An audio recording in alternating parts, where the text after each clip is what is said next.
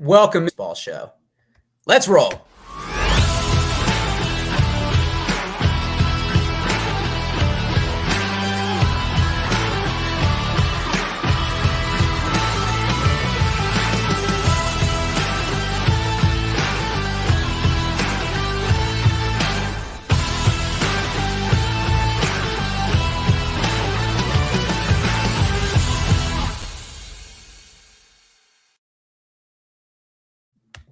Woo-wee!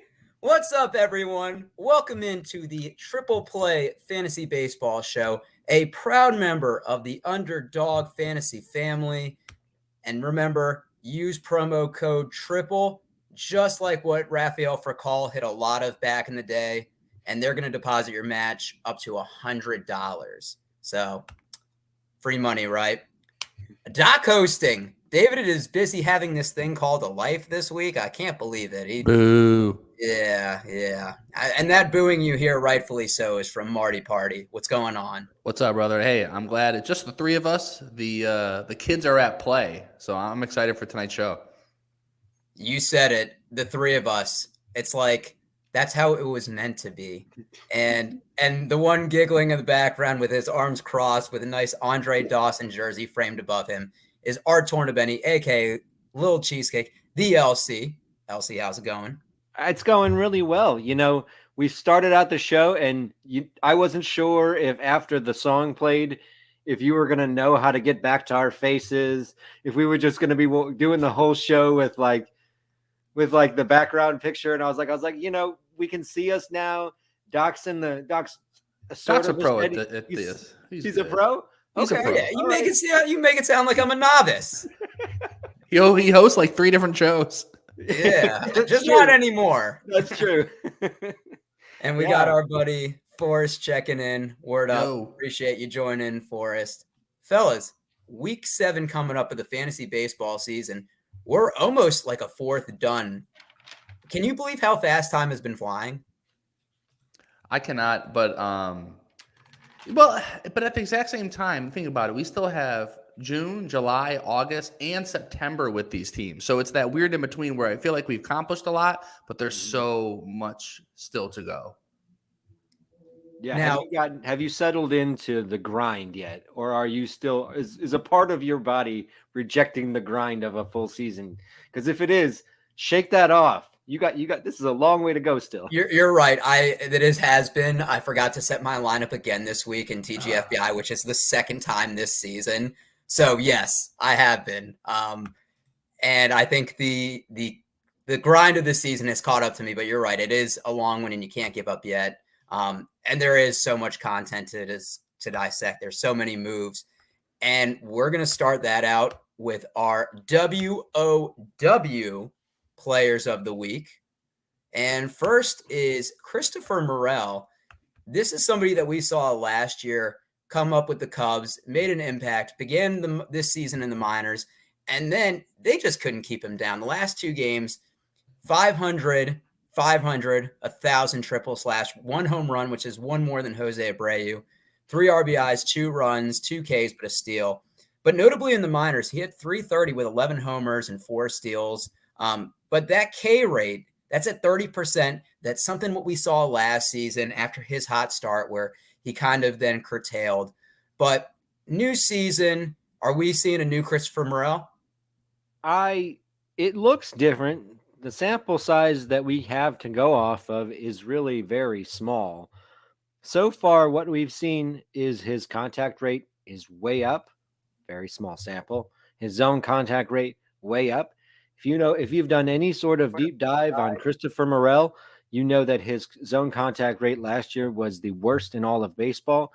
This is what you want to keep an eye on him. If he can keep that zone contact rate at a reasonable level, then you can get into these noisy tools that he has. And he has those tools. That exit velocity is darn near elite, and he has that great speed, and he plays third base, getting you that speed. So if he can get to those tools, he's very valuable. I still think that it's up in the air whether this is going to hold, but keep an eye on that zone contact rate. I mean, they really did force his hand. And Art, you bring up a good point that he's multi-position eligible. So if you've been decimated by injuries, he's somebody that you can plug and play at a couple positions. I believe he's outfield eligible as well. So definitely worth out there. I think 15-team leagues, you have to grab him. But if you're in a 10 or 12, are you rushing to get him? It depends on if it's an OBP league or if strikeouts count against you. If strikeouts count against you, he's less valuable. He's one of these persons who's going to K a lot, 30% or more, and the walk rate's not going to offset it enough. But if it's a batting average league or something where strikeouts don't count against you, one of those points league, I think he's an easy pickup. Okay. I just want to add really quickly, if you're playing Yahoo, second base, third base, shortstop, and outfield eligibility, and only 51% rostered. Get them while you can. He is this generation's Marwin Gonzalez, the multi-position eligible god. But Marty, I'm going to go to you for Ezequiel Duran, and maybe this was preview when we talked about all the Ezekiels last week. So over the last 7 games, 250, 300, 357 triple slash, a homer, 2 RBIs, and 5 runs. He does have 7 Ks with 0 walks and 0 stolen bases. But over the past 17 games, I mean, that really hasn't mattered as he's hit 369, 4 homers, and 2 steals. The power speed we love to see. What do you think of Mr. Duran? So far, I mean, you got to be absolutely thrilled from what you've got from him. XBA in the 82nd percentile. Yeah, the 305 average, 340 OBP. You got you 2 stolen bases, 4 home runs already. I mean, at that Texas, I think Texas has been, I mean, this is why they paid so much money for all these different players, but man, they're one of the best teams in baseball, and the offense is really starting to show it. So fire them up for right now. Absolutely. I don't think we've talked enough about how Adolis Garcia, everybody thought was a 1-year flash and is actually proven to be a great draft asset the past couple years because his price hasn't been that high. And I know the steals have been down this year, but the average is up and the power is still there. So yeah, he's one of those guys that this is his 3rd year of doing it, and people still aren't believing it. And I'm one of those people. I don't have any shares of him across the board. I don't think I've ever drafted him. I'm not against him, but yeah, same thing. I mean, max exit velocity, 97th percentile. He barrels the ball a ton. He doesn't strike out as much as you'd think. He still walks at a good clip. Yeah, I mean, the whole Ranger squad. It's been a pleasant surprise over there. David says, miss being with the boys tonight. Wish we could say it was the same, David. Just kidding. It's all love over Family here. man over there. Jesus. Grow up. Yeah, we miss you over here. Don't worry. Let's talk about Lourdes Gurriel, my guy from last year who maybe is 1 year too late. Last 7 games, 455, 586, 1.045 on the triple slash. I had to bring out the points because we're getting into the 4 digits now. And he's giving you some power with 4 home runs, 6 RBIs, 10 runs, 7 to 5 walk to strikeouts.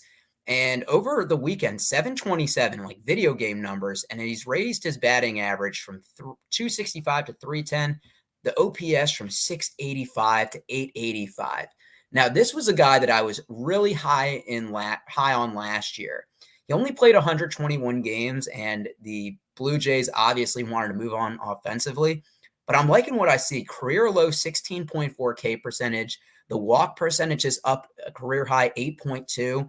And he finally has a full-time playing position. Now, I know the Diamondbacks offense isn't as good as the Blue Jays at full capacity, but he's only played more than 120 games twice.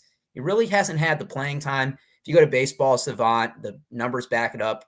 80th percentile, hard hit percentage, whiff percentage in the 86th percentile, K percentage in the 82nd. I mean, he just seems like a good overall hitter. Am I wrong? He's been great this year. I was hesitant because of how many outfielders they have in Arizona. I thought his draft position always looked too good because I wasn't sure, but he's gotten the run and he's been raking as of late. I wish I had him in more spots because his draft price was not that high at all. You essentially got him for free this year. Pretty much, yeah. I think he was my 7th outfielder in TGFBI, and he's been starting every single day. He's batting. What is he? He's 5th on the lineup almost every single day. Yeah, another pleasant surprise there. But you were big on him last. You said you already said you were huge. Yeah, that was my guy last year. Minimal shares this year. And last year, as Forrest brings up, he was second base eligible. And I don't think any of us really thought that the Diamondbacks would demote Jake McCarthy as quick as they did. So that's a really, kind of good point. Uncle Ted Talks joining us, and JJ Bleday is a top bat to add. So let's go to some pitching now. Bailey Ober, and a guy that's going to be in the rotation probably the rest of the year with Tyler Mahle undergoing Tommy John surgery. The last 3 starts, 18-point win innings, 10 hits, 2 earned, 6 walks, and 16 Ks. You love the ratio. And when you look at last year and this year, between 14 starts, a 2.66 ERA, a 101 whip. The strikeout's not as encouraging with an 8-1 Ks per 9. But, I mean, ratio-wise, he's doing pretty well for you. So what are your thoughts on him the rest of the season? I have Bailey Oger. Remember?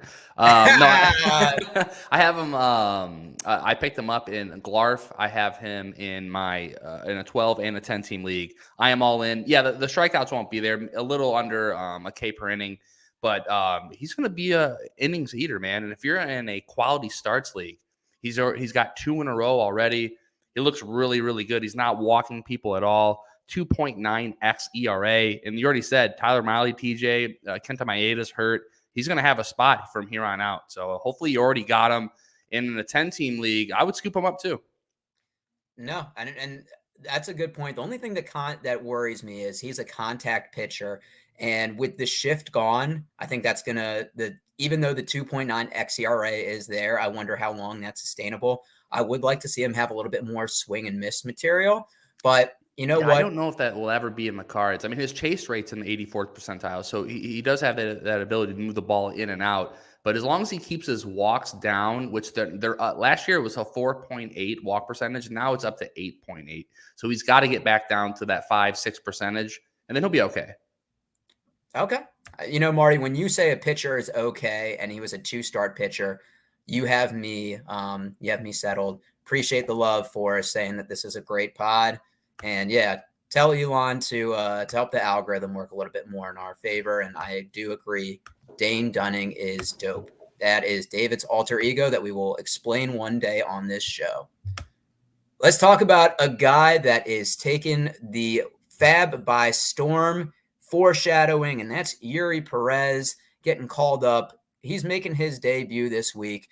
And when we look at his numbers in the minors, this year, 31 innings, 15 hits, a 2.32 ERA, but that K rate, almost 36%. You compare that with a 7.7 walk rate and his fastball. I mean, we used to talk about Joel Zumaya being the only guy that could reach 100. It seems like it's almost a given now, but it's not something to bash an eye at because he can reach triple digits and has a great changeup to complement that. And on top of it, he can't even sip alcohol legally. So, LC, I said a lot, but what do you like about Eury Perez? Sing it with me. Here I go again on my own. We've been waiting for the next pitching prospect to come up, and he's already here. It didn't even take a week. I like Eury Perez. I think this guy might be one of those that stays up the whole season and is one of the better ones. Although with how he's throwing, it's always a crapshoot. You never know what a rookie pitcher is going to do. But I love the strikeouts. I'm going to quote Lance Brozdowski's tweet here: 3 pitches with 40+% swing and miss, 3 pitches with an under 200 xWOBA. So with 3 potential plus pitches, plus the fact that he's been going about 5 innings to start in the minors, he has a chance to be an actually effective full-time pitcher, and he's not someone who would necessarily have to go 4 innings, or he could get you those wins. The Marlins aren't going to get a ton of wins themselves, but I really like the strikeouts. I really like the stuff. I think he's going to go for a lot of money. We'll see how he does tomorrow against Cincy. I have no way that I can link these two, but I just got Sixto Sanchez flashbacks, a young arm that can throw 100, that is very hyped up, that went for a lot in fab. Now, hopefully, knock on wood, he is nothing like Sixto Sanchez after his first year, just from an injury perspective. But I don't know why that's the first thing that came up. But Well, I would say this, at least the Marlins organization likes Perez because they gave him that little intro video, where they taped him being promoted, and they put that on their social media. They hate Sixto Sanchez. They don't like that guy at all. So Yeah. I think they believe in him. It'll be interesting to see if he ever pitches again, because that's a name that dropped out pretty quickly. And he was a guy, second year was going very high in redraft leagues. But to finish out, let's talk about Louie Varland from David's Twins. The last 3 starts, 16.2 innings pitched, 8 hits, 8 earned, 5 walks, and 20 Ks. He's faced the Yankees, the White Sox, and the Padres, so no cakewalk there. 14% swing and strike rate across those 3 starts, and he's only allowed 1 base hit in the last start after 4 home runs the first 2 starts. I like Louie Varland. He's someone I'm a little bit cautious of. When you look, he has a 4.32 ERA. The expected ERA is 5.06. Gives up a lot of hard contact. When you look at the Baseball Savant page, it's not a Mr. Freeze, but it's getting chilly in here. The hard hit percentage, 35th percentile, barrel percentage in the 9th percentile. And there's not a lot of speed variance between his pitches. 95 on the fastball, 90 on the cutter, 85 change, 84 slider. Me personally, I don't like when there's little variance because I think it doesn't fool hitters as well.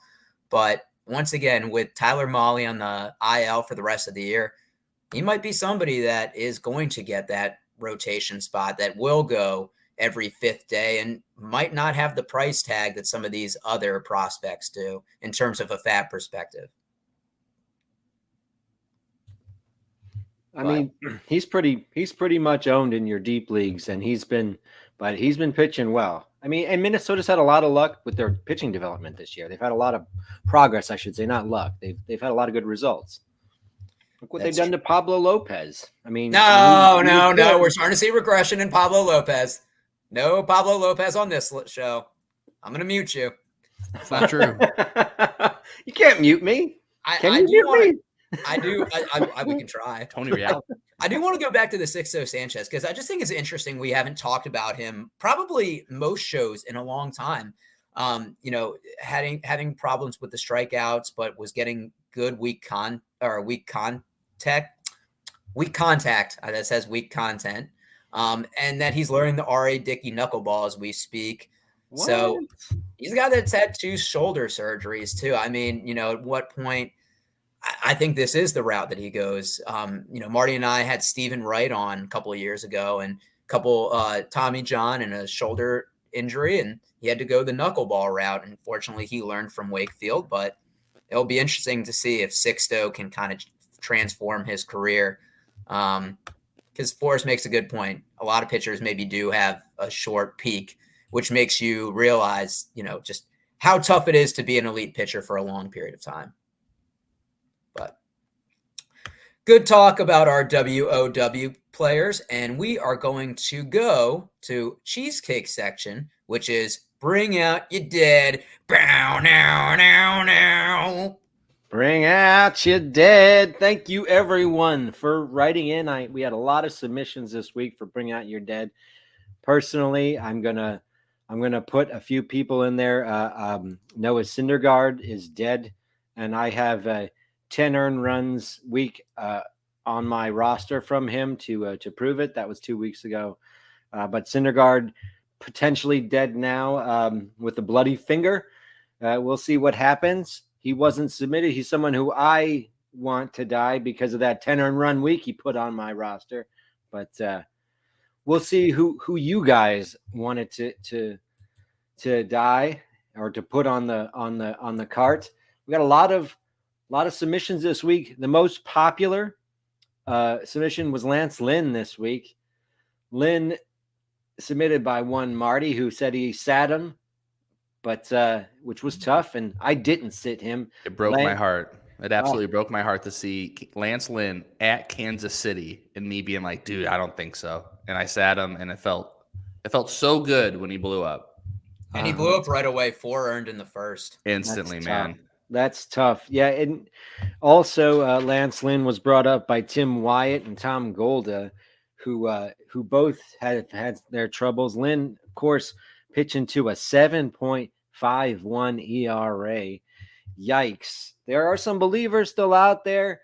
his underlying numbers, his underlying skills, his strikeouts are still there. Boy, he's got a lot of digging to get out from this 7.51 and 1 ERA and 1.60 WHIP. But Lynn's a tough one. I think it's tough to say what to do with him. Tom Golda, who suggested Lynn, also brought up Alek Manoah and Kyle Schwarber. Manoah he doesn't look like the same pitcher. He's not giving even close to the results. It's a tough one. Manoah is a good team, but you never know what you're going to get from him. He's putting together a season of a 4.83 ERA, but his WHIP even higher than Lynn's, 1.66. Grayson Rodriguez, suggested by Daranola. Grayson, I feel that pain about Grayson. I have him on my bench, and he finally has a good day. He had a two earned run outing with 5 Ks against Tampa Bay this week, and I sat him because I'm not going to pitch him against Tampa Bay. I sat him too. Yeah, same thing. Yep. And it's maddening. Grayson, Daranola talks about how he was not what he was promised to be. And I was one of these persons out here touting his name. I thought he had the potential to be that high strikeout and low inning guy, kind of like a poor man's Spencer Strider type of rookie season. And I still think he has the talent, but he hasn't put it together. It's one big inning here. It's a little bit of command issues there. And, that's led up to a 5.08 ERA and a 1.54 WHIP. Very tough.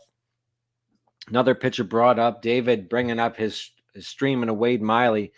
Dude, how can he drop something like that he played Wade Miley this weekend and just walks away and doesn't show up to the show? How dare he? Like, what the hell? How desperate do you got to be to play Wade Miley in any league? I have tried saying for years to not trust Wade Miley, and we called him a porn director from the porn man. Yeah.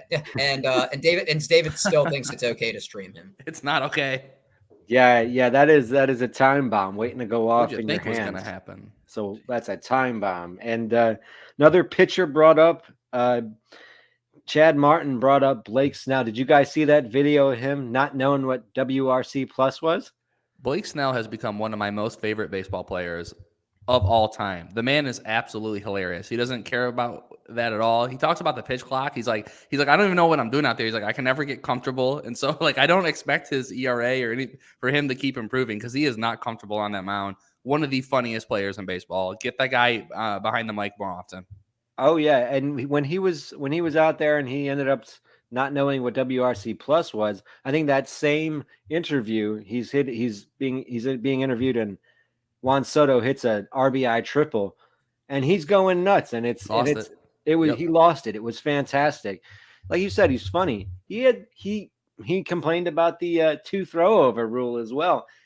Of course, Snell, one of the great characters in the game, but his pitching has not been up to that draft position, and everyone's wishing on a 2018 repeat. Doesn't look like it's going to happen this year. A lot of hitters brought up. Jesse Winker brought up again. That's a Badu.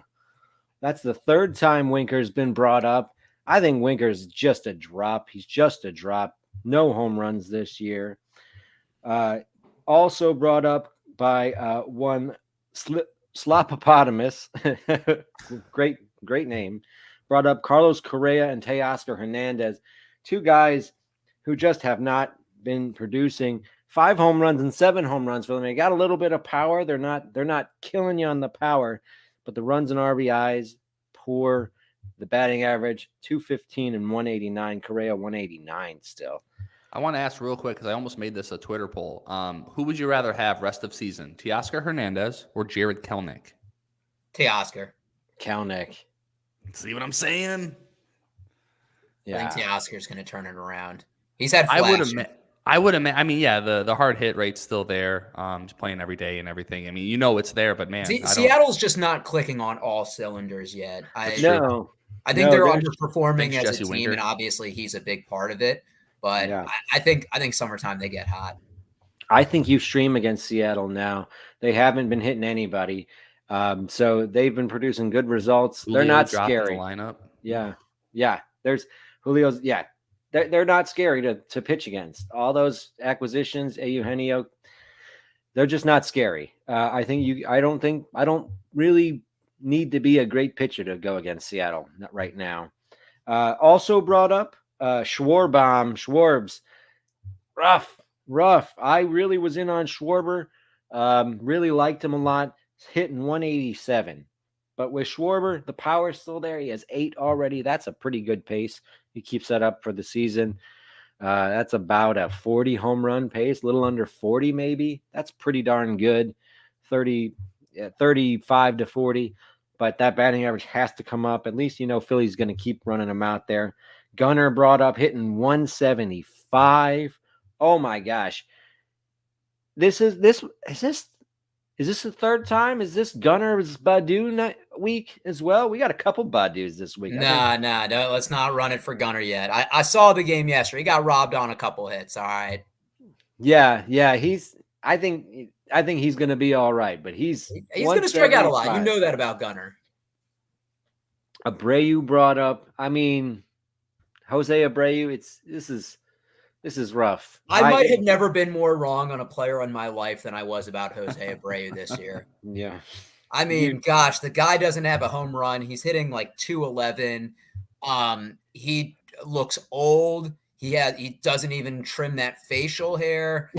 Like it's Jesus. I mean, if I couldn't have not been more wrong, I'm eating the biggest slice of regret pie for just getting so much. And I know it's barely May, but still, we're jumping to conclusions. He does not have a home run. Stephen Kwan has a home run before him. Oh my gosh. Christopher Morel in his first game up had more home runs than Jose Abreu does this year. I mean, if we're talking in terms of a metaphor, Abreu, the beep is not beeping anymore. It's just that beep, and we got to call in. Get the stat cart in. So he's a flatliner. He's flatlining right now. We need to get in some. We need to get someone in here to kickstart his heart. Last year, give him another equivalent of fake shoes. Fake shoes? I'm not going to say fake Jordans because that would be a compliment. He's like knockoff Reeboks. Well, speaking of Jordan Walker also brought up, this is the tough one. Jordan hitting 274. He's actually hitting, but they sent him down for his defense. That's a tough one. That is a tough one. Now we got Cardinals are lost, dude. They don't know what the hell they're doing. Well, that manager there is just swinging from the hip with what he's putting out in the public. This Wilson Contreras stuff. Keep it in house. I mean, keep it in house. What are you doing? So going in with everyone who was brought up, I think the drops easy. Winker and Miley are easy drops. I'd understand dropping Abreu. I'd even understand dropping Lynn and definitely Jordan Walker if you don't have room. I'd understand a Lynn drop. I picked him off in a 15-team league. For Lynn, no, okay, I don't think I wouldn't drop him in a 15, but in a 12, okay. I think in a 12. You know, I'd like to sit him if I could till he gets right, but it's tough. I'd understand him. And then the can you really drop? Outfield is so thin. Can you really drop Teoscar? Shortstop, can you really drop Correa? Scherzer, Grayson, and Snell and Manoah. Can you really drop any of those guys? I don't think so. And I don't think Gunnar and Schwarber are drops yet. But this is an art. It's not a science. There's no certain point where like a ding, ding, ding goes off. Now's the right time to drop. So it's a feel thing. For me, I'm carrying Winker's a bad dude. He's rotting in the grave already. But I'm gonna take the rest of these, and if you want them on, I'll take them away. And we'll talk to you next week. I'll watch for my tweet next Wednesday. I'll get as many of you in as I can. Make sure you follow Art on Twitter at ArtTPF. He puts it out every Wednesday to find out who's been causing you pain and stress in a game that we play for fun and money. Looking at the most added this week, courtesy of CBS, Bryce Miller beginning at plus 65%, 84% rostered on the year. Matt Mervis getting called up, and even though he's been cold, up 32%. Ezequiel Duran, Michael King, potential new closer for the Yankees. Bailey Ober, Lourdes, Gurriel, Jason Adam, new closer for the Rays, and JP France, who looked good in his debut, up 25%. And then the flip side, most dropped. Luis Garcia down 49%. Crazy still rostered in 46%. I'm guessing that's dynasty leagues or people not checking their team. He's undergoing Tommy John. Vaughn Grissom down 23%. Johan Oviedo, after 2 rough starts, getting dropped 22% of leagues. Matt Strom now to the bullpen, down 19. Jose Leclerc, Gavin Stone, Joey Gallo, and Jack Flaherty to round out the list. And now to go to my favorite section, and that is Marty's 2-start pitchers. Take it away, Tallman. I really missed the soundboard. Yeah, all right. 2-start pitchers coming up here. As always, we start with the no doubter. Where is Gwen, Marty? Gwen has been removed. I had extra time, and I just like George Kirby a lot, so I really wanted to make the graphic there. So if you're with us on YouTube, you'll see that Gwen is not there. She's there in spirit as always, but there's a beautiful photo of Mr. George Kirby. So starting with your no doubters, and this is going to be, your 2-start pitchers from May 15th through the 21st. Number 1, Shohei Ohtani at Baltimore versus Minnesota. Clayton Kershaw, he's back. Minnesota at Cardinals. Justin Verlander, he's back as well at Washington versus the Guardians. Shane Bieber at the White Sox at the Mets. Framber Valdez versus the White Sox versus Oakland. Zach Wheeler at the Giants versus the Cubs. Kevin Gausman versus the Yanks versus Baltimore. And George Kirby, as already mentioned. First time ever in the must-starts at Boston versus Atlanta. It's going to be tough, but I'm giving him the nod. Okay, Marty, I disagree right away. And I'm what are we doing? Glad. Good. I've been chomping at the bits. Shane Bieber is a should start. Okay, when you look at the metrics, yes, his ERA is 2.61. His expected ERA is 4.57. Ks per 9 at a career low, 6.79. Walks at a career high outside the shortened. It's like this was 2021. He is just due for a blow up. Potentially, yeah. When you actually look at it, because I watched his last 2 starts, every part of it. Yeah, I mean the velocity is down, but he finds a way, man. He chips at the corners. He's playing mind games with these hitters, and he's going against the White Sox. They're the 22nd ranked WRC plus versus righties, and then the Mets as well, right? So they're a top 10 team. So that one's going to be a little tough. Yeah, I could see. There's nothing that blows you away with Shane Bieber. He's been doing this for this long. And I have him in 2 leagues, and he's been great all year. Doing it this long, this is like his third. He's got a Cy Young in 2020. It's 2020. What does this guy got to do? Marty, I can name you probably a couple people that had one really good year for a Cy Young candidate. But no, that would be 5 straight fruit. Before last game against the Tigers, where he struck out 9, and I know that because I lost a bet. 5 straight games of 4 strikeouts against teams like the Marlins and the Nationals. Yeah, I mean his strikeout stuff it's not as long as you're conceding he's a should start, I'm fine. No, he's a must start in every league. There's no doubt about it. Definitely a must start. Shane Bieber, we love you, buddy. Popping over to the should starts, we're gonna go with Nathan Eovaldi at versus the Braves versus Colorado. Pablo Lopez, your boy, at the Dodgers, at the Angels. It's going to be a tough West Coast trip, but I'm believing in Pablo Lopez. Merrill Kelly, I have him in many leagues. He's been fine. I would normally put him as a risky business, but at Oakland, at Pittsburgh, that's 2 pretty good starts. If you have him, you got to start him pretty much. Jose Luzardo versus the Nationals at the Giants. And last, Josiah Gray at Miami versus Detroit. All right, I want to ask you, what do you got? You look like you're ready to say something.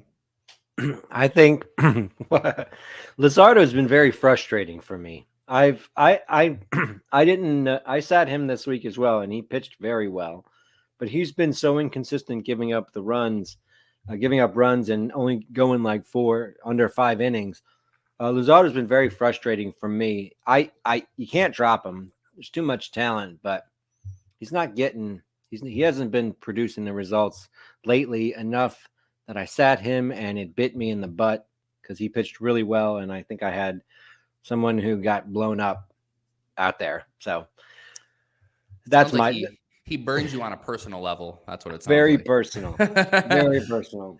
Well, and to play into your point, so he's going against the Nationals, who are actually above average versus lefties. They have a 109 WRC plus versus lefties this year, and then Detroit, who's one of the worst teams in baseball. So, San Francisco, which has been fine as well. So yeah, I could see he could be. Yeah, we could maybe move him over to risky business. I wouldn't have a problem with that. I like But that not San Francisco. Sorry, I like that San Francisco. Lefties, righties, there San Francisco's tough against, but not lefties. Right, lefties 26th in WRC plus at 82. So they're the fifth worst team versus lefties. So we'll see. All right, moving over to risky business. Jordan Montgomery versus the Brewers versus the Dodgers. Hunter Green at Colorado versus the Yanks. Ooh, Kodai Senga versus the Rays versus Cleveland. I actually I have a head-to-head matchup in one of my leagues, and I texted my opponent and I said, I have a feeling that Kodai Senga is going to blow up my ERA today. And he immediately gave up 4 runs to the Cincinnati Reds in Cincinnati. So it's been tough to roster him, but I mean, I'm holding him, especially anything bigger than a 12-team league. But I wanted more from Senga. Alek Manoah versus the Yanks versus Baltimore. Lance Lynn versus the versus Guardians versus Kansas City. I could see you sitting. I sat Lynn last week. It's a double. It's 2 starts, so I'm more inclined to start him. But that could be even like double trouble, right? You could absolutely blow up your ratios twice. So extremely risky. Seth Lugo versus the Royals versus Boston. Domingo Germán at Toronto, at Kansas City. I don't know what to think of Domingo Germán. I would. Do you guys have any thoughts on him? Like, I don't know. The K percentage is there. The numbers are backing him up. But then you get into the sticky stuff thing, and then he's got at the Blue Jays, at the Reds. Those are 2 terribly tough matchups. Mm-hmm. What do you think? I mean, Marty, I'm kind of in the same thing with you. Like, he looks really good one start, and then he gets – and this isn't just this year. This has been, like, over time. But, like, I don't know, man. I feel like we're any day now that he's going to get busted for PEDs. I mean, you heard it first, guys. Until that comes through, though, Doc, what do you think? He's done it prior. What's that? He's done it prior. Is that true? Oh, maybe I'm getting it confused with Pineda, but I mean, he's been caught with the I don't know, man. 4.17 xERA.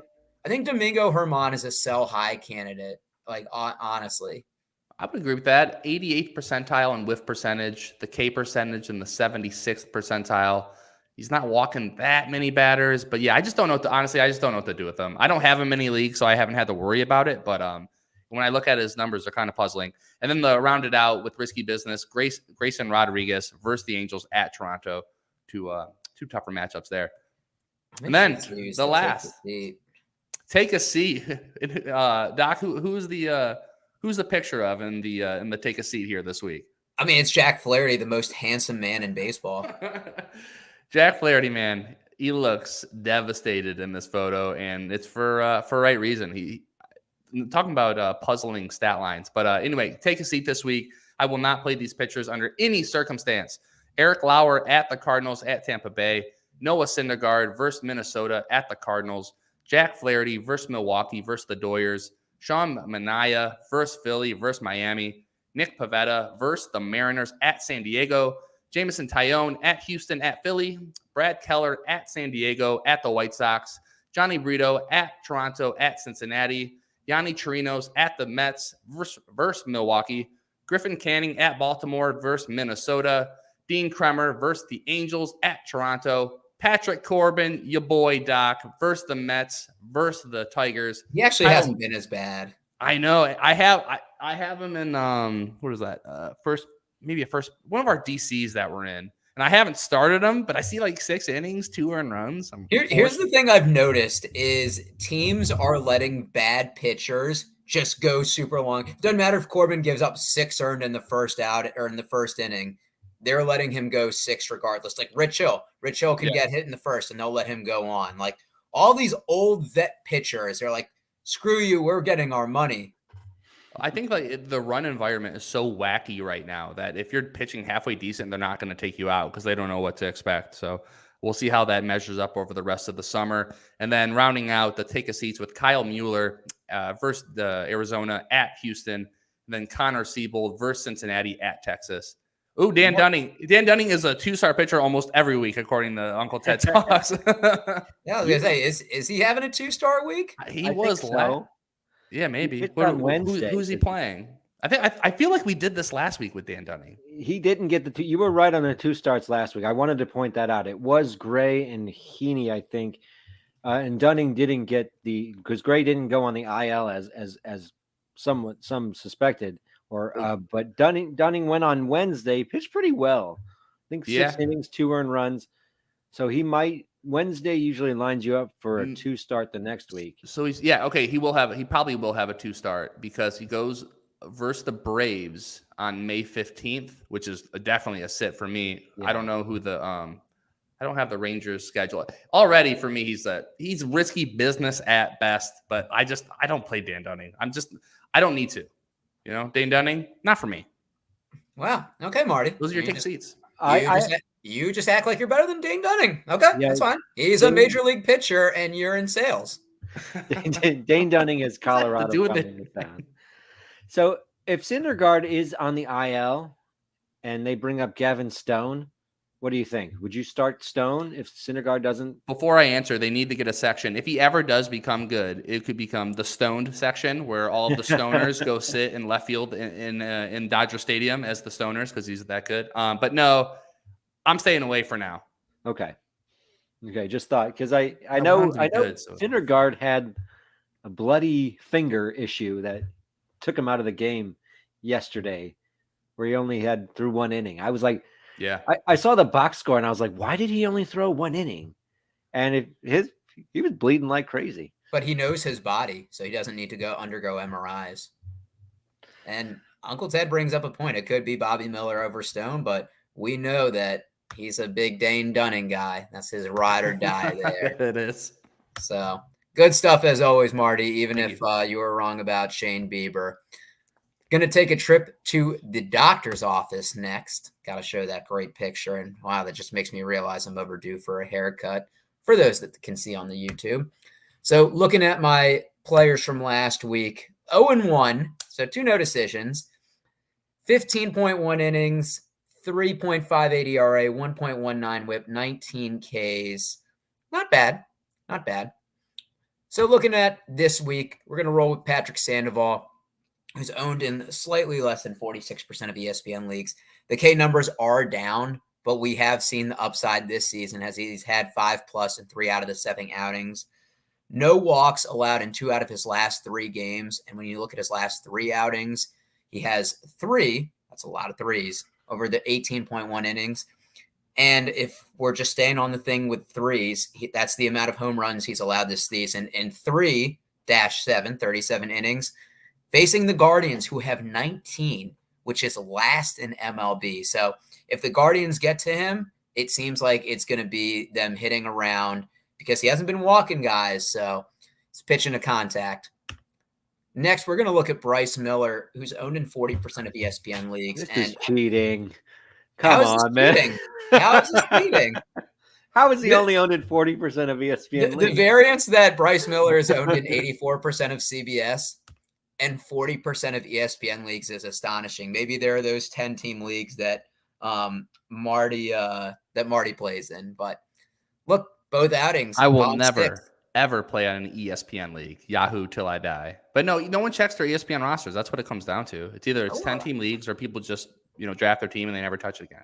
It's not for the diehards. For those people that are paying attention to this podcast, he's available probably in your league on ESPN. It's gone 6 innings in both outings, a 15-1 K to walk ratio. That's excellent command. And he faces the Tigers, who have been playing better. Marty, I want to give them their kudos, but still 132 runs scored, which is second lowest in the AL. And I also want to bring up a point because there are some leagues like this.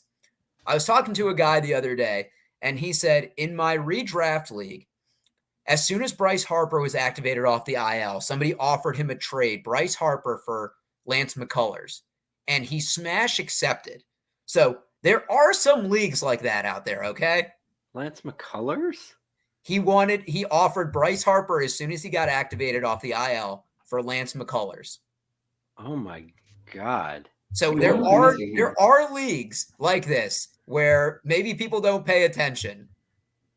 Yeah. And those could be our listeners or viewers. I mean, the league mates who did not, if there was, that is a vetoable trade. If ever that's what I said. Vetoable trade. But the guy proposed it, which makes it even worse. It's not like the guy tried to swindle him. He literally woke up. That's what he did. He said, "Hey man, I'll give you $30. Give me Harper. I'm not paying attention to this." Exactly. And the guy When from does Seattle. Miller play next, Doc? Does he play Friday, tomorrow, or is he Saturday or Sunday? I believe he's Saturday against the Tigers. Okay, no worries if you don't know. The only reason I say that is because I'm going to the game tomorrow to get some Julio Rodriguez action. Yeah, Saturday. Subtle brag. I'm excited. But staying with the Tigers, Matthew, bring out your dead because the acronyms stand for Boyd. Owned in 4.8% of ESPN leagues. And we touched on it earlier, how the Mariners are struggling, but they're struggling harder against lefties, batting 193 on the season. That's just awful. And last time Matt Boyd was out, no walks, which is the first time in 2023. And the pitch count is getting up there. 87, his last outing, he's working it up. You imagine the confidence is at an all-time high. I didn't want to just give you all softball answers. Who's telling you to stream Matt Boyd? I'm putting my reputation on the line. I love it. I had to do it for you, Marty. No, I appreciate it. No, he's been a lot better. The Tigers' offense has been I don't know what's going on, but it's fun to watch him win. As long as they win under 70 games. Question: Gausman and Horner for Gonsolin and Turner. I'll take the Gausman and Horner. Yeah, I want Gausman and Horner. Justin Turner? Which Turner? Miles Turner. That's what I'm thinking. Justin Turner, Evan Turner, Trey Miles Turner. Oh, it does change if it's Trey Turner.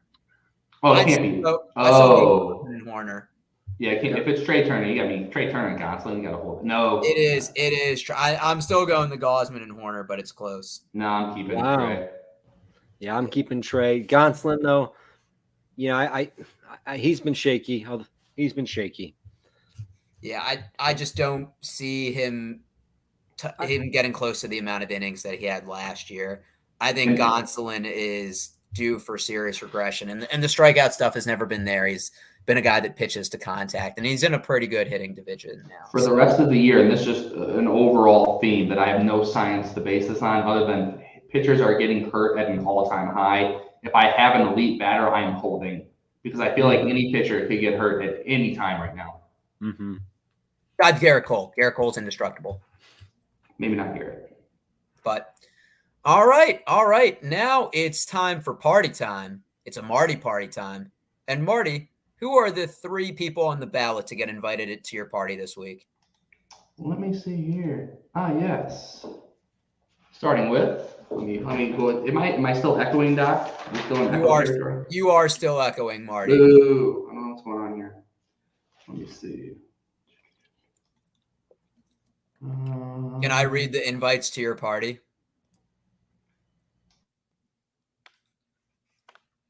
Okay. So Marty has Lamont Wade Jr. at Arizona, Jorge Soler facing Cincinnati, and Max Kepler facing the Cubs. So thinking about who's going to – or I always go first in this. Who are you thinking is not getting invited to Marty's party? This is a tough one because they've all been pretty hot. Soler hits him in bunches.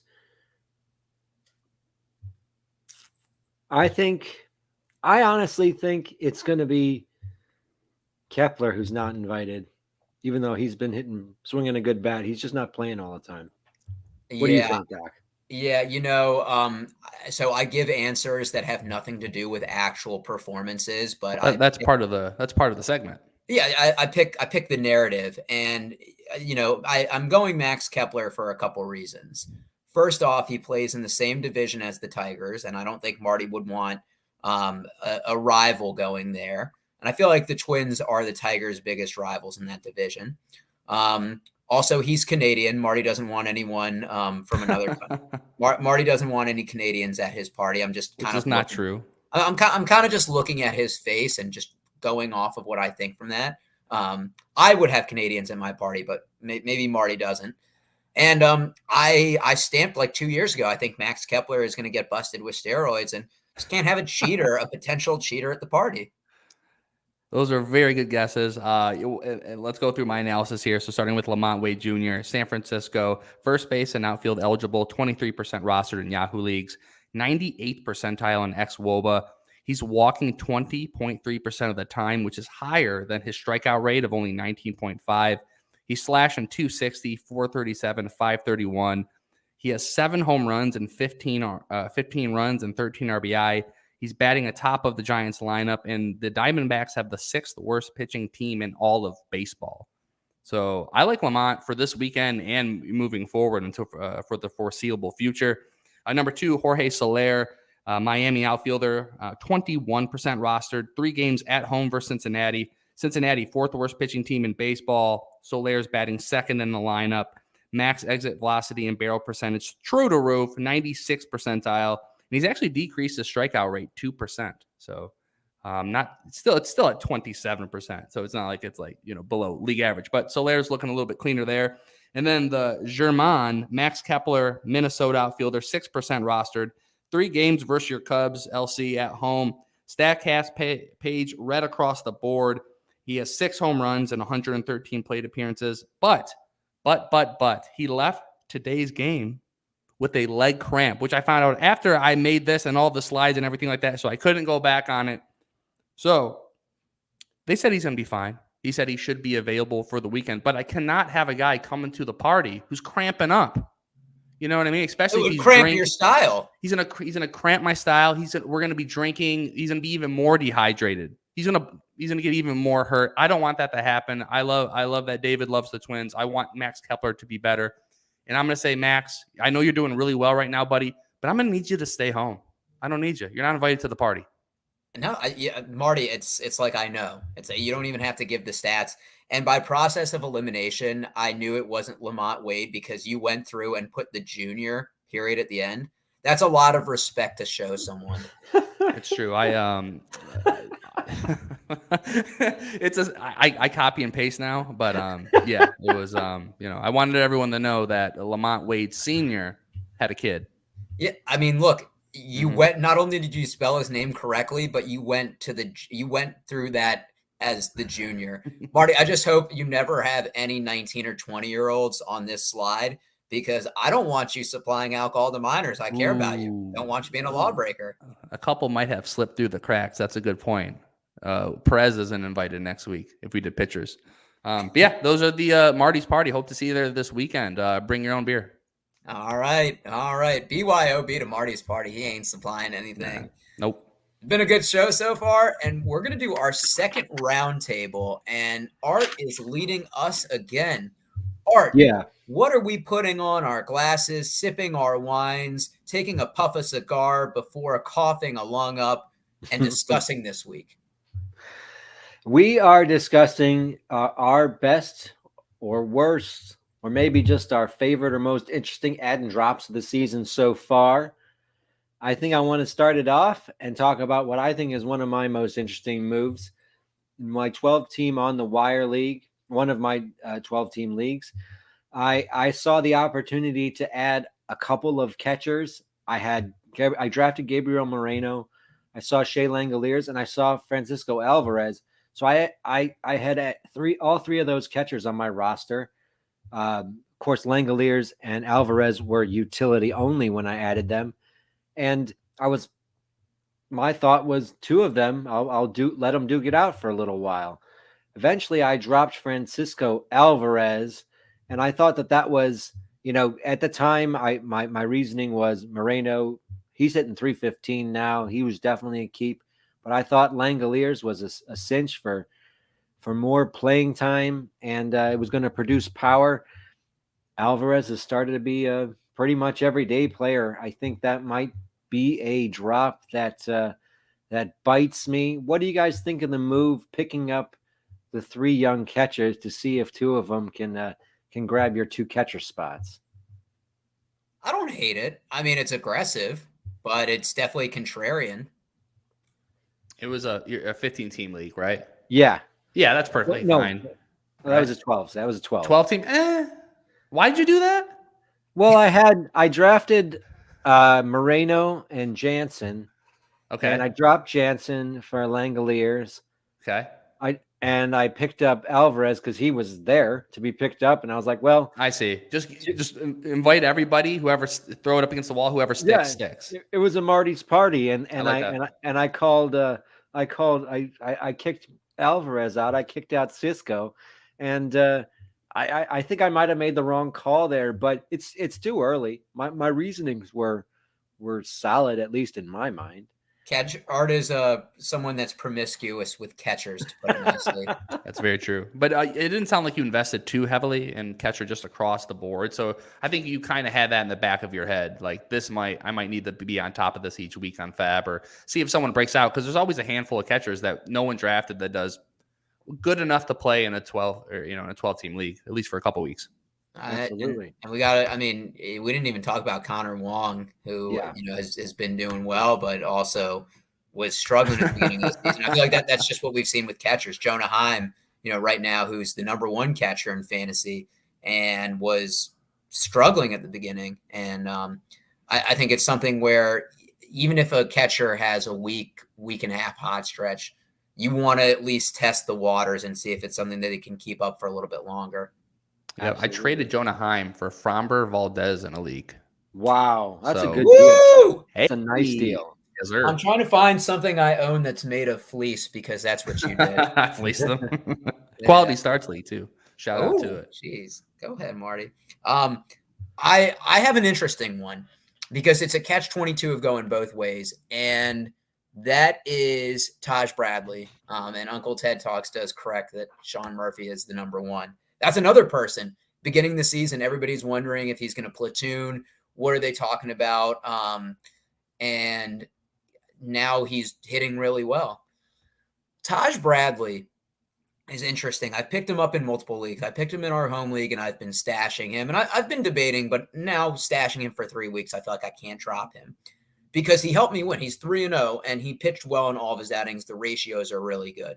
So it's like, that's somebody that I can stash, and when he gets called up, has proven that he is a good, SP4, maybe low-end SP3 if he puts up similar numbers. But it's the catch-22 because I spent over $200 in TGFBI on Fab for him, thinking that he was going to be the call-up of the year, that the Rays would have him go in the rotation, and they sent him down after the first game, and then Eflin went on the IL. They brought him up, and then they demoted him again. And I can't cut him in that league. It's a 15-team league. I spent more than 20% of my budget. So that's an awful pickup for me for the value I'm getting. But in my home league that I now am 3-2 in, and with pitchers going down like flies, that could be somebody that is really good for me in July and August and is giving me quality innings. So when Art put that jumped to me right away, and I think is kind of interesting. Yeah, when the whole the Fabapalooza happened with him, I mean, I even said it's the Rays, man. Like at any time, I said it on the show, at any time they can send him down for absolutely no reason, and there's just nothing you can do about it. But yeah, he's been absolutely great. I was lucky enough to draft him in the FPAS league, so in our DC. So I just happened to have him chilling on the bench. But yeah, I think that's that question is like, once you invest all of that Fab money, if it's not, it's like a personal thing. Like, do you cut them? Like, how long do you wait? Because it feels like it's like personal. You know what I mean? Yeah, I mean, Uncle Ted, we talked about, it's only May 11th. There's, the rest of this month, June, July, August, September. So like, you're not cutting him. The Rays aren't going to have him in the minors the entire year. But it also now goes to how deep is your bench? Can you, and in our home league, it's 2. So he's one of the 2 guys that I have on my bench spot.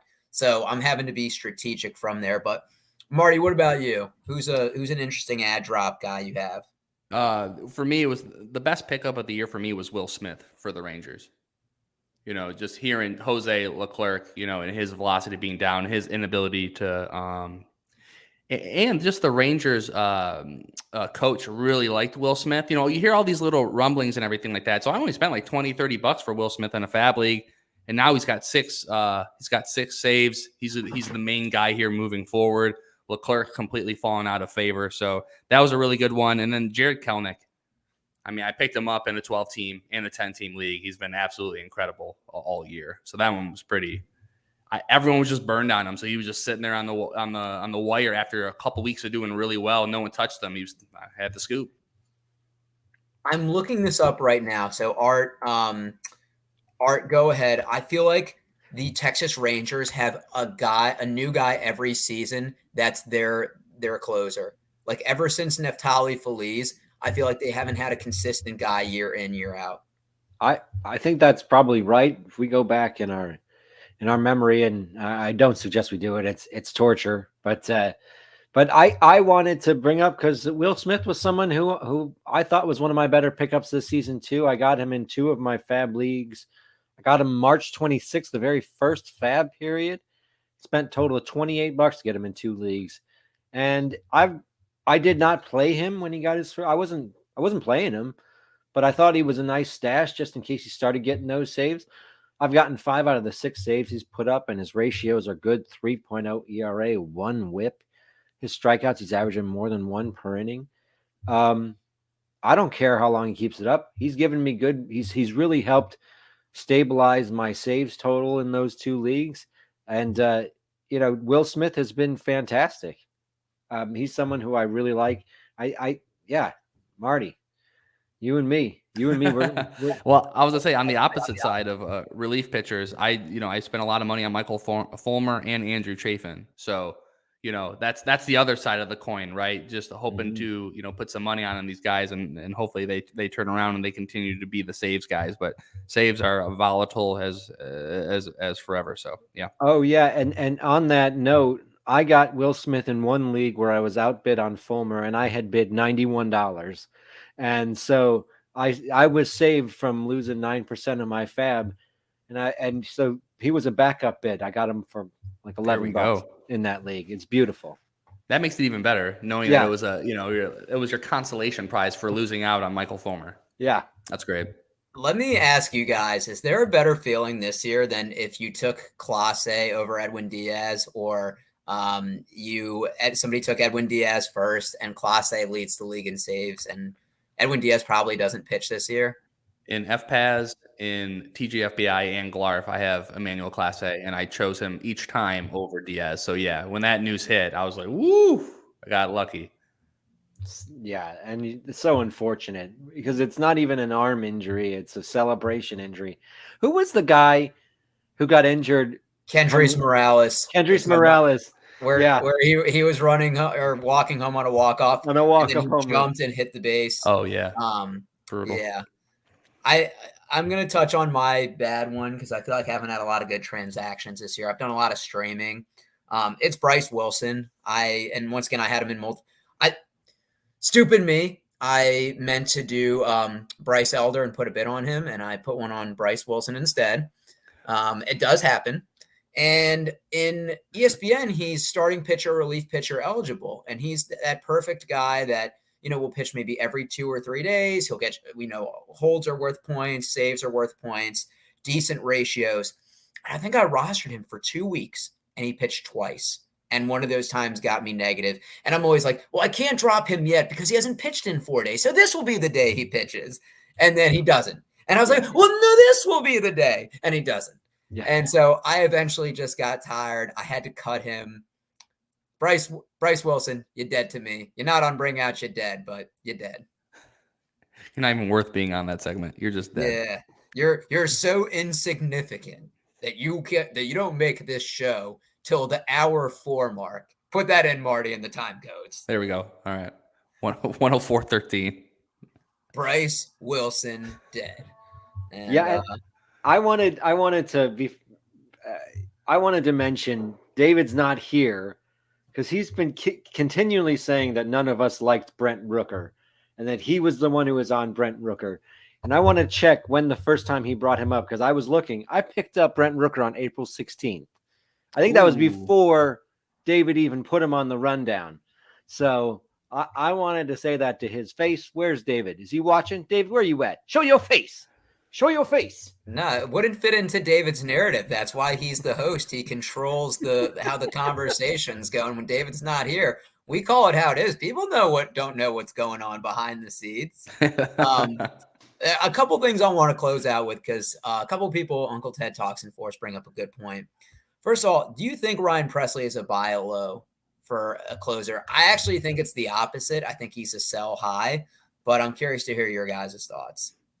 He's if I have him, I'm looking to trade him, and if I don't have him, I'm avoiding him. My man, Marty, knew I always liked you.